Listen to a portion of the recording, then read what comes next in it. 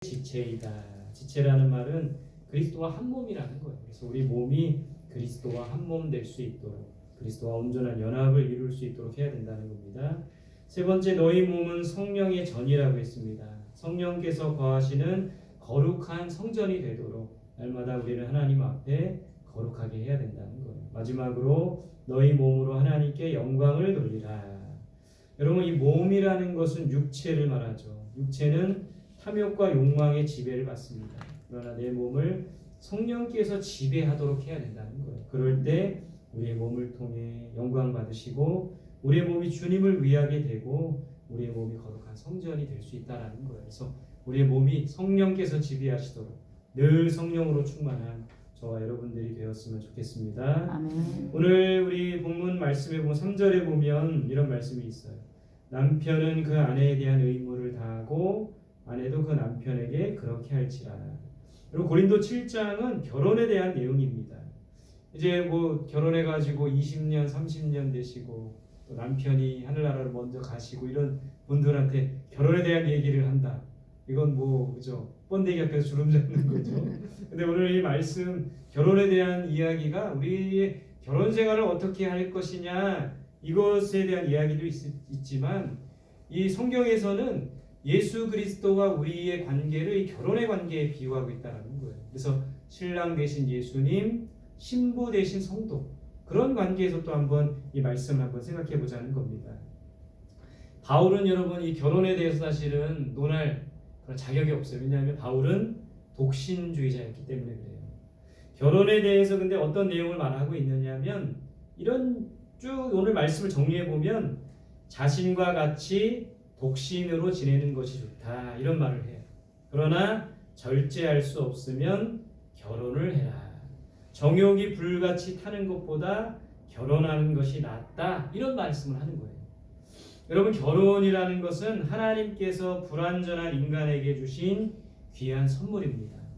남자와 여자가 결혼하여 한 가정을 이루고 한 믿음 안에서 서로의 부족함을 보완해주며 살아갈 수 있도록 하신 것이 바로 이 결혼이라는 선물이에요. 근데 가정을 통해 서로 온전해질 수 있는 것인데 또 창세기에 보면 둘이 한 몸이 될 것이라고 하셨죠. 여러분, 아담을 먼저 만든 다음에 그 갈비뼈를 취해서 하와를 만드셨죠. 그 여자를 뭐라고 했습니까? 돕는 배필이라고 했어요. 그래서 여러분, 결혼이라는 것은 서로 불완전한 사람들이 만나가지고 하나됨을 이루고 가정에서 온전함을 이룰 수 있도록 하는 것이 바로 결혼의 모습이에요. 그러니까 나약하고 부족한 둘이 하나 되어 온전해지는 것이 바로 결혼의 이상적인 모습이라는 겁니다. 그런데 왜 결혼이 행복이고 기쁨이기보다는 불행의 시작이고 고통의 연속일까요? 둘이 하나 된다는 것은 쉬운 일이 아니에요. 어려운 일입니다. 둘이 하나가 되려면 내가 깎이고 깎여야 돼요. 내가 다듬어지고 다듬어져야 합니다. 저도 결혼을 하고 나서 나 자신이 많이 다듬어지고 깎여진 것을 보게 됩니다. 저는 3녀 1남의 막내로 태어나서 그러니까 위로 누님이 세 분 계시고 제가 막내였어요. 얼마나 이 집에서 귀한 아들이었겠습니까? 그러니까 저희 어머님은 누님 셋 낳고 저 낳고 나서 동네 잔치를 했대요. 그리고 항상 이제 시어머님이 저희 막내 누님 낳았을 때는 얼굴도 안 보고 그냥 갔대요. 근데 저 낳고 나서는 어깨를 당당히 펴고 다녔던 그런 이야기를 하십니다. 그러니까 3녀 1남의 막내가 얼마나 귀한 아들이었겠어요. 저도 나 중심적인 삶을 살아왔던 거예요. 부모님들도 누님들도 제가 해달라고 하면 모두 해주시고 어찌 보면 왕처럼 그렇게 살았던 거예요. 옛날에는 TV가 집에 한 대잖아요. 지금도 한 대인 분들 있지만. 근데 저희 6 식구가 이 TV를 막 보고 싶은 채널이 있지만 제가 독점을 하는 거예요. 저 보고 싶은 걸 어쩔 수 없이 보게 되는 거예요. 그 3녀 1남의 막내로 태어나서 교만하고 버릇없이 자라고 이기적이고 나만 아는 자로 살았는데 결혼하여서 그런 저의 모습이 많이 깎이고 다듬어지게 되었습니다. 제가 가장 못했던 것이 사람의 마음을 살피고 이해하는 거예요. 왜냐하면 전에는 그렇게 할 필요가 없는 거예요. 항상 막내로서 아들로서 대접받고 배려받았기 때문에 상대방을 이해하거나 깊이 이해하거나 상대방의 마음을 헤아릴 필요가 없는 거죠. 감사한 것은 하나님을 알지 못하고 그렇게 계속 자랐다면 더 엉망이고 망난이고 독불장군이 되었을 것인데 하나님께서 저를 다듬어 주셨고 또한 결혼이라는 것을 통해서 배우자가 또 자녀들이 나를 다듬어 주게 되었다는 거예요. 누군가가 제게 이런 말을 해주었습니다. 우리는 아직도 공사 중입니다. 그 말이 참 은혜가 되는 거예요. 아직 공사 중이기 때문에 고쳐야 할 부분이 많이 있습니다. 실수투성이라는 거예요. 그러나 하나님이 계시기에 하나님이 우리와 함께 하시기에 우리에게 소망이 있는 것이죠. 여러분 결혼 생활이 어려운 이유는 행복하고 불완전한 사람들이 만나서 온전함을 이루어야 되는데 그러지 못하는 이유는 서로의 의무를 다하지 않고 권리만을 주장하기 때문입니다. 남편의 의무, 아내의 의무는 다하지 않고 권리만을 주장하기 때문에 그런 거예요. 오늘 말씀에서는 남편은 그 아내에 대한 의무를 다하고 아내도 그 남편에게 그렇게 할지니라. 여러분 성경에 보면 남편은 아내 사랑하기를 예수님께서 교회를 사랑하는 것처럼 해야 된다고 했어요. 그러니까 남편의 의무는 목숨 걸고 아내를 사랑하는 거예요. 근데 그 의무를 다하지 않는 것이죠. 그래서 가정이 온전해지지 못하는 것이죠. 여러분 아내의 의무는 뭡니까? 성경에 보면 아내는 남편에게 그리스도께 하듯하라고 하는 거예요. 그러니까 그리스도를 섬기듯이 남편을 섬겨야 되는 거예요. 그것이 바로 아내의 의무입니다. 그런데 서로의 의무를 다하고 서로의 역할을 다할 때 행복한 가정, 행복한 결혼 생활이 될 수 있는데 다하지 않기 때문에 문제가 되는 것이죠. 여러분 교회도 마찬가지입니다. 목회자의 의무를 다하고 또 성도들은 성도의 의무를 다해야지만 이 교회가 온전하고 행복한 교회가 될 수 있는 거예요. 목회자의 의무는 뭡니까?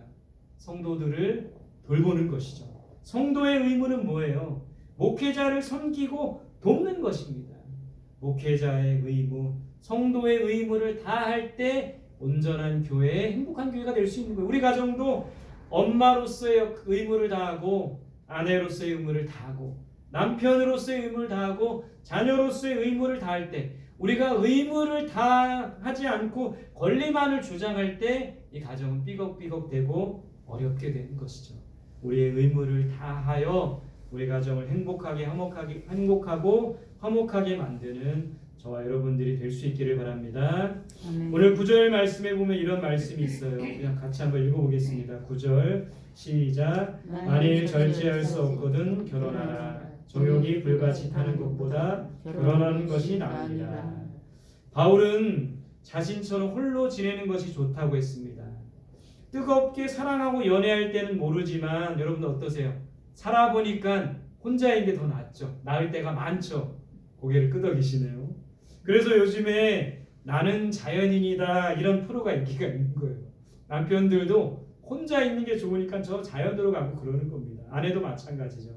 그만큼 결혼하여 함께 산다는 것은 힘든 일이에요. 바울은 분명 홀로 지내는 장점이 있기에 결혼을 하지 않고 독신으로 살았습니다. 그러나 오늘 이 바울은 정욕이 불같이 타올라서 절제할 수 없으면 결혼하는 것이 낫다고 했어요. 여러분 사람에게는 식욕이 있습니다. 성욕이 있어요. 소유욕이 있습니다. 명예욕이 있어요. 어떻게 보면 이런 것들은 인간의 본능이라고 할 수 있습니다.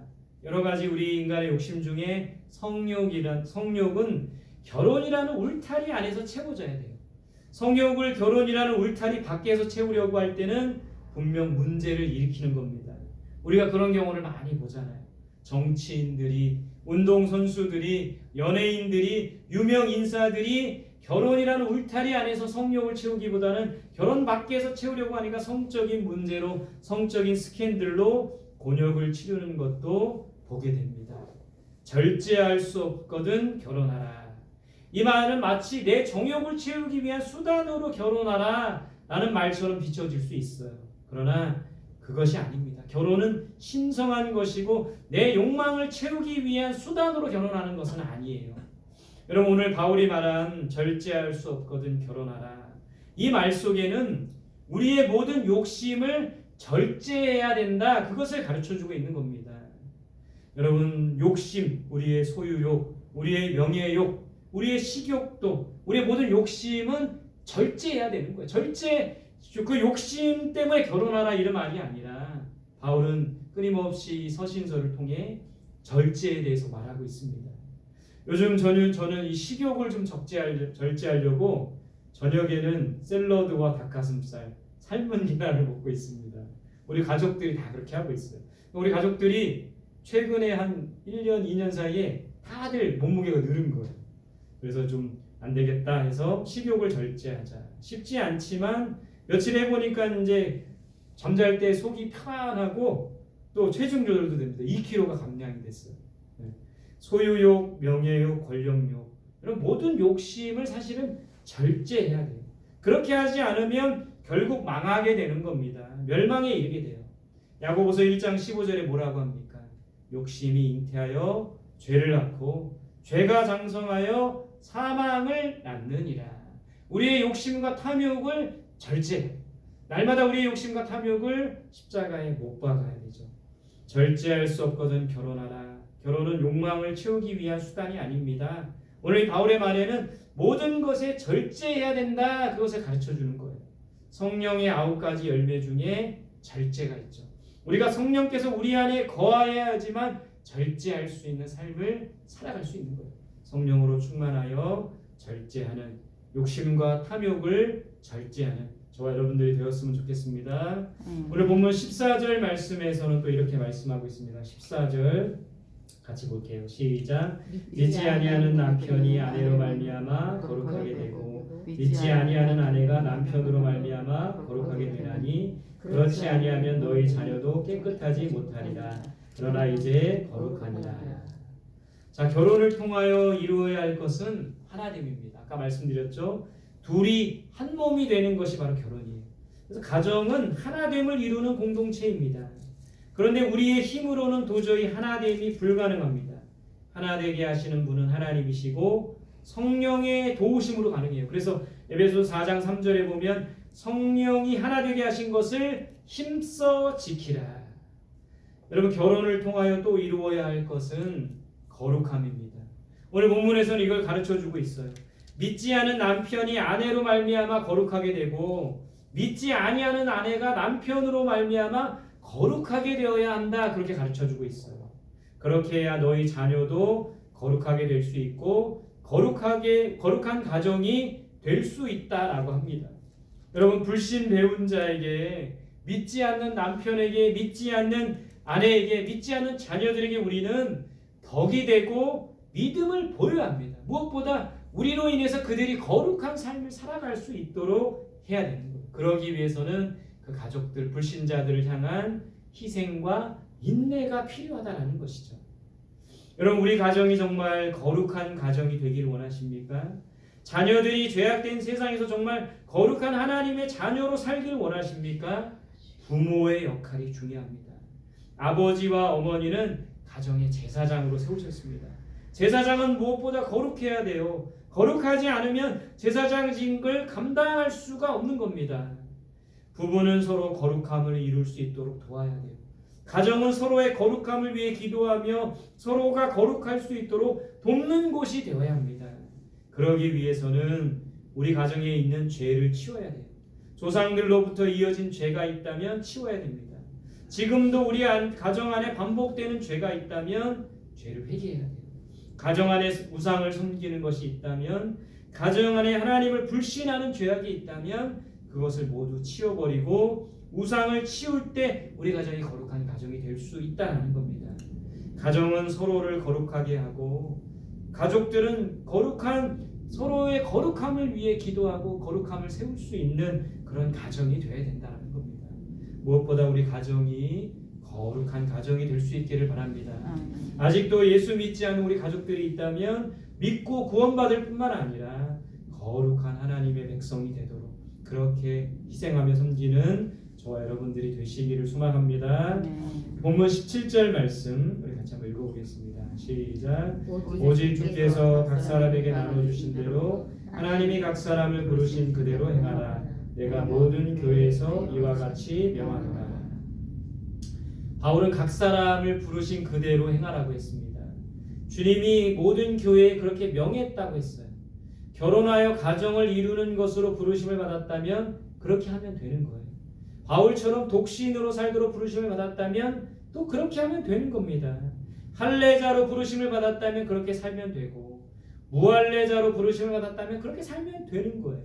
종으로 부르심을 받았다면 그렇게 살고, 자유자로 부르심을 받았다면 그렇게 살면 되는 거예요. 부르심에 합당하게 살면 되는 겁니다. 22절에 바울은 이런 말을 하고 있어요. 주 안에서 부르심을 받은 자는 종이라도 주께 속한 자유인이요, 또 그와 같이 자유인으로 있을 때 부르심을 받는 자는 그리스도의 종이니라. 주 안에서 부르심을 받는 자는 종이지만 주께 속한 자유인이요, 자유인으로 있을 때 부르심을 받은 자는 그리스도의 종이라고 합니다. 이게 무슨 말입니까? 중요한 것은 우리가 주 안에서 부르심을 받았다는 겁니다. 어떤 모습으로 부르셨든지 우리는 주님 안에 거하면 되고 주님과 함께하면 되는 거예요. 사람들의 종이 되지 말라고 했습니다. 사람들의 판단이나 말에 좌지우지하지 말라고 했어요. 그러면 사람의 종이 되는 것이라고 했어요. 그러니까 바울은 계속 이 결혼이라는 주제를 쭉 이야기하면서 결혼해도 괜찮고 독신으로 부름받아도 괜찮고, 좀 더 넓게 말하면 이방인으로 부름받아도 괜찮고 유대인으로 부름받아도 괜찮고, 어떤 모양으로 부름받아도, 남자로 부름받아도 괜찮고 여자로 부름받아도, 목회자로 부름받아도 괜찮고 성도로 부름받아도 괜찮고, 어떤 모양이든지 주 안에서 하나님이 부르신 그대로 우리는 순종하며 살면 된다. 사람들의 종이 되지 말라고 해서 사람들이 우리를 어떻게 보고 우리를 판단하느냐, 그것이 중요한 것이 아니라는 것을 오늘 바울이 가르쳐주고 있습니다. 여러분, 옛날 우리 한국 전래동화 중에 당나귀 팔러 가는 아버지와 아들, 여러분 혹시 아세요? 많이 들어보셨을 거예요. 무슨 내용입니까? 이제 어느 날 아버지와 아들이 당나귀를 팔려고 이제 가는 겁니다. 한참 가는데 장사꾼들이 그런 말을 해요. 저 미련한 사람들 보라고. 당나귀를 왜 끌고 가냐고, 힘들게. 타고 가면 되지. 장사꾼들은 당나귀를 짐을 많이 실잖아요. 그래서 저 미련한 사람들이라고 당나귀를 타고 가지 왜 끌고 가냐고. 그래서 이제 이 말을 들은 이제 아버지하고 아들이 그 아들을 당나귀에다 태웠어요. 태우고 이제 가는 겁니다. 좀 가다 보니까 이제 노인들이 그걸 보더니 저 불효자식 보라고. 아버지는 힘들게 당나귀를 끄는데 아들은 편안하게 가고 있다고 막 또 손가락질을 하는 거예요. 그 이야기를 듣고 이제 아들을 내리고 아버지가 탔어요. 또 가다 보니까 아기를 업은 아낙네들이 또 그러는 거예요. 어우 저 사람 보소. 어린 아들은 걷게 하고 아비가 나귀를 타고 가고 있네. 그러면서 또 말을 하니까 이제 어떻게 하는 겁니까? 둘 다 탔어요. 아버지도 타고 아들도 태우고 이렇게 가는 겁니다. 가다 보니까 또 동네 아가씨들이 그렇게 말하는 거예요. 불쌍한 당나귀를 보소. 2명이나 타고 가다니. 그러니까 또 이제 어떻게 해야 할지 모르는 겁니다. 어떤 사람이 와가지고 그렇게 얘기해요. 정 고민되면 당나귀를 지고 가시오, 그렇게 말을 했어요. 그러니까 그 말대로 또 당나귀를 지고 가는 겁니다. 가다가 다리 밑을 걸어가는데 너무 무거워가지고 다리 밑에다 그 당나귀를 빠뜨렸다는 얘기가 바로 이 한국 전래동화예요. 당나귀를 팔러 가는 아버지와 아들입니다. 오늘 이 이야기를 통해서 우리에게 주시는 교훈이 뭘까요? 사람들의 말에, 사람들의 판단에 우리는 거기에 마음을 뺏길 필요가 없다는 거예요. 우리를 부르신 분이 하나님이시고 우리를 부르신 그 하나님 안에 우리가 거하면 된다는 겁니다. 다른 사람들이 여러분들을 어떻게 말하고 뭐라고 얘기하고 뭐라고 판단하든지 간에 소용없는 거예요. 교회 안에서도 또 여러분들이 어떤 판단을 받든지 상관없는 거예요. 목회자가 여러분들을 어떻게 생각하든지 상관없는 거예요. 우리를 부르신 분이 하나님이시고 우리는 그 하나님 안에 거하며 하나님께 충성을 다하면 된다라는 것을 가르쳐주고 있습니다. 결혼을 하든지 안 하든지 상관없어요. 사람들의 말이나 생각이 중요한 것이 아닙니다. 오직 우리를 부르신 하나님의 생각과 뜻이 중요한 거예요. 그리고 우리가 그 하나님과 함께 행하고 있느냐 하는 것이 중요합니다. 그래서 24절에 보면 너희는 각각 부르심을 받은 그대로 하나님과 함께 거하라고 합니다.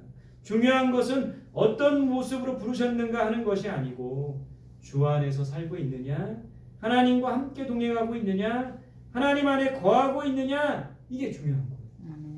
결혼을 했느냐, 독신이냐, 종이나 자유인이냐, 유대인이냐 이방인이냐, 부자냐 가난한 자냐, 목사냐 성도냐, 힘과 권력이 있느냐 없느냐, 좋은 대학을 나왔느냐 그렇지 않느냐, 뭐 이런 게 중요한 것이 아니라는 거예요. 우리를 어떤 모습으로 부르셨든지 부르심에 감사하며 충성을 다하면 됩니다.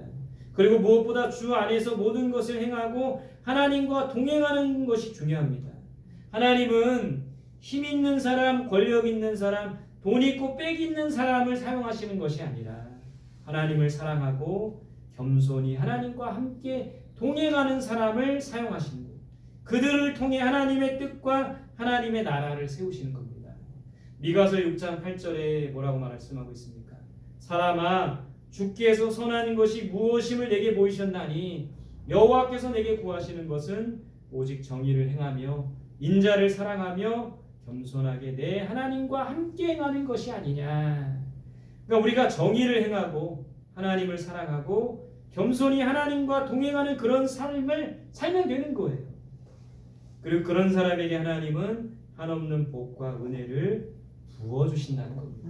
어떤 모양으로 부르셨느냐, 지금 뭐 남편이 있느냐 없느냐, 내가 어떤 형편이 있느냐 없느냐, 이게 중요한 게 아닙니다. 어떤 모양으로 부르셨든지 간에 지금 부르신 우리 하나님께 충성을 다하고 하나님을 섬기고 몸된 주님의 몸된 교회를 섬기면 되는 거예요. 누구의 판단도 누구의 말도 상관없는 겁니다.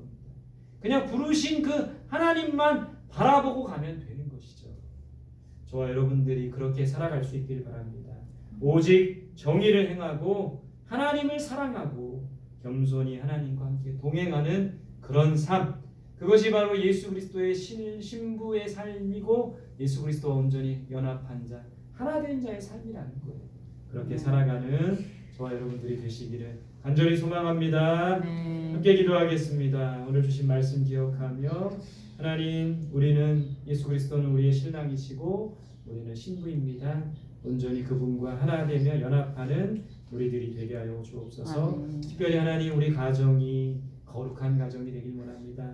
남편은 아내로 말미암아 거룩하고 아내는 남편으로 말미암아 거룩하고 자녀들은 부모로 인하여 거룩해질 수 있는 거룩한 가정, 하나님께서 함께 하시는 가정 되게 하여 주옵소서. 각 사람을 부르신 그대로 행할 수 있는 우리들 되게 달라고. 어떤 모양으로 부르셨든지 간에 사람의 판단이나 말에 현혹되지 말고 우리를 부르신 그 하나님만 바라보며 하나님만 의지하며 살아갈 수 있는 우리가 되게 해달라고. 하나님을 사랑하며 겸손히 하나님과 동행하는 우리들이 되게 해달라고. 오늘 주신 말씀 기억하며 함께 기도하도록 하겠습니다. 함께 기도합니다. 하나님 감사합니다. 우리를 부르신 하나님, 그 하나님께 충성을 다하는 우리 모두가 되게 하여 주옵소서. 사람들이 우리를 어떻게 말하든, 사람들이 우리를 어떻게 판단하든 그것이 뭐가 중요하겠습니까? 우리를 부르신 분이 하나님이시고 하나님께 충성을 다하는 우리 모두가 되게 하여 주옵소서. 가난하여도 힘이 없어도 연약하여도 우리를 부르신 분이 하나님인 것을 믿고 하나님 앞에 충성을 다할 수 있는 우리 모두가 되게 하여 주옵소서. 여기 모여있는 우리들 한없이 부족하고 연약합니다만 부르신 하나님을 기쁘시게 하며 하나님께 충성을 다하는 우리 모두가 될 수 있도록 인도하여 주옵소서. 아버지 하나님, 특별히 우리 가정이 거룩한 가정이 되길 원합니다. 아내들로 인하여 남편이 거룩해지게 하시고 남편들로 인하여 아내들이 거룩해지게 하시고 부모로 인하여 우리 자녀들이 거룩하게 될 수 있는 거룩한 가정, 믿음의 가정이 될 수 있도록 인도하여 주옵소서. 함께 하시고 믿습니다. 영광받아 주옵소서. 임마누엘 하나님 함께하여 주옵소서. 하나님을 사랑하고 정의를 행하며 아버지 하나님, 하나님과 함께 겸손히 동행하는 우리의 삶 되게 하여 주옵소서. 하나님, 오늘도 귀한 말씀을 통해 깨달음 주시니 감사합니다. 예수 그리스도께서 우리의 신랑 되심을 믿습니다. 불완전하고 부족하고 연약하지만 그리스도와 한 몸 이루어 살아갈 수 있도록 인도하여 주옵소서. 우리 가정이 거룩한 가정 되길 원합니다.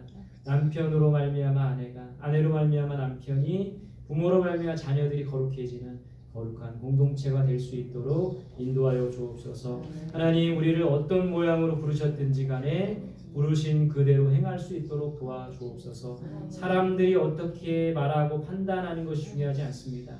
사람의 종이 되지 않게 하시고 오직 우리를 부르신 하나님께 충성을 다하는 우리 모두가 되게 하여 주옵소서. 아멘. 정의를 행하며 하나님을 사랑하고 겸손히 하나님과 함께 동행하는 우리의 삶 될 수 있도록 인도하여 주옵소서. 아멘. 감사드리며 예수님의 이름으로 기도드립니다. 아멘. 교회 소식 몇 가지 전합니다. 우리 주보를 보시고 함께 해주시고 이번 주일부터 대림절이 시작됩니다. 여러분 예수님의 오심을 기다리는 절기가 되었으면 좋겠습니다. 올해 연말까지 전도 대상자들 아직 꼭 초청해 주시고요. 선물도 받아가시기 바랍니다. 벽돌 쌓기 헌금 이제 시작이 되었습니다. 우리 하나님을 기대하며 믿음으로 하나님이 하실 일을. 성전 건축은 우리가 하는 게 아니더라고요. 우리 부자가 하는 게 아니더라고요. 은행 돈으로 하는 게 아니더라고요.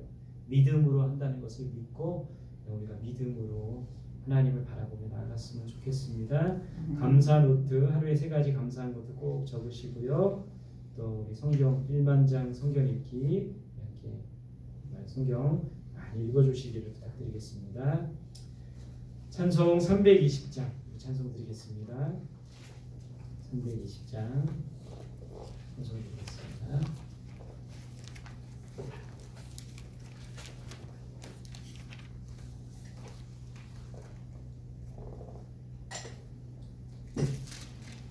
(320장입니다)